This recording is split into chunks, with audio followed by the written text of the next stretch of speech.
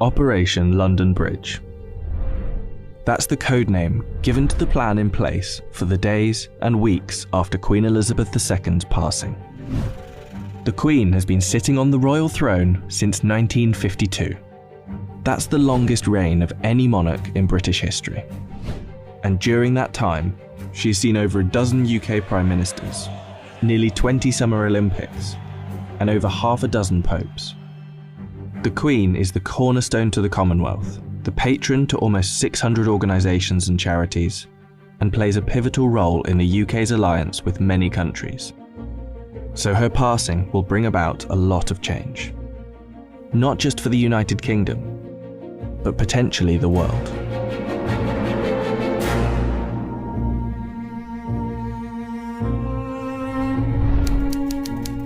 Her private secretary, the Right Honourable Edward Young, will immediately pass a message on to the acting Prime Minister at the time. That message will likely read, "London Bridge is down." The Prime Minister will then set Operation London Bridge into action. Within minutes, the 15 governments outside of the UK where the Queen is head of state will be informed over a secure line. And that will be followed by the other 36 Commonwealth nations and leaders around the world. The gates of Buckingham Palace will then dawn a black-edged notice of the news. At the same time, a newsflash will alert media around the world. Every media outlet is prepared for the news. Every radio station has a network of lights that will flash to indicate a national catastrophe such as this. All BBC shows will stop and proceed to run a feed dedicated to the news. Newsreaders will change into the black suits and clothing that is on hand at all times in the news studio, and the traditional red BBC News branding will turn black. Newspapers, TV channels and radio stations have days of coverage ready to go. On the same day as her death, the Queen's eldest son, Charles, will immediately become king.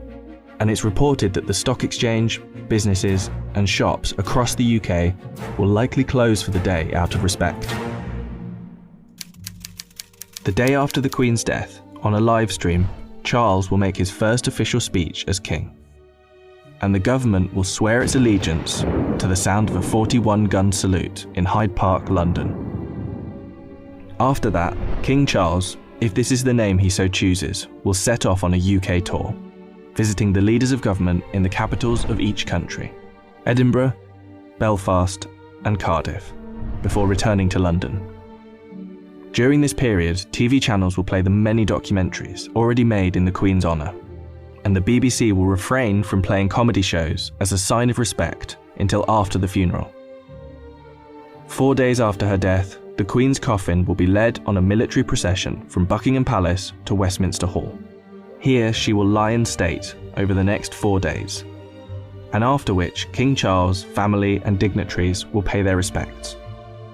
Then the doors will open to likely hundreds of thousands of people queued up outside.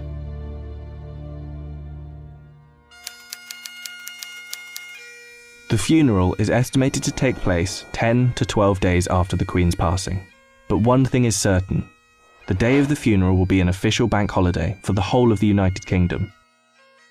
The stock exchange will close for a second time in under 2 weeks, and many businesses will follow suit. At 11 AM sharp, the bells of Big Ben will chime, the country will fall silent, and the coffin will be brought inside Westminster Abbey, where 2,000 specially invited guests will bow their heads in prayer. After the service, the coffin will be taken to Windsor Castle, and then finally to St George's Chapel, where Queen Elizabeth II will likely be laid to rest next to her father, King George VI. Likely within a year after the funeral, an official coronation for King Charles will take place on yet another bank holiday. All in all, accounting for the multiple bank holidays, funeral expenses and coronation celebrations, the Queen's passing is estimated to cost the UK economy billions of pounds. In addition, hundreds of changes will happen across the UK in the months to come.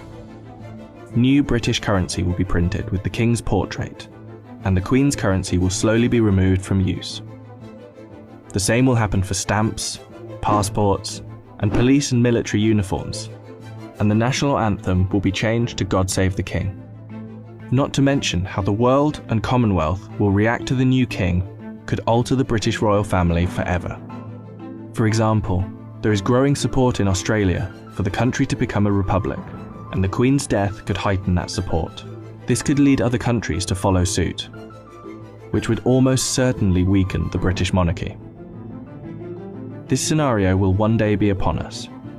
Operation London Bridge will be triggered, and arguably the biggest funeral of our lifetime will be witnessed around the world.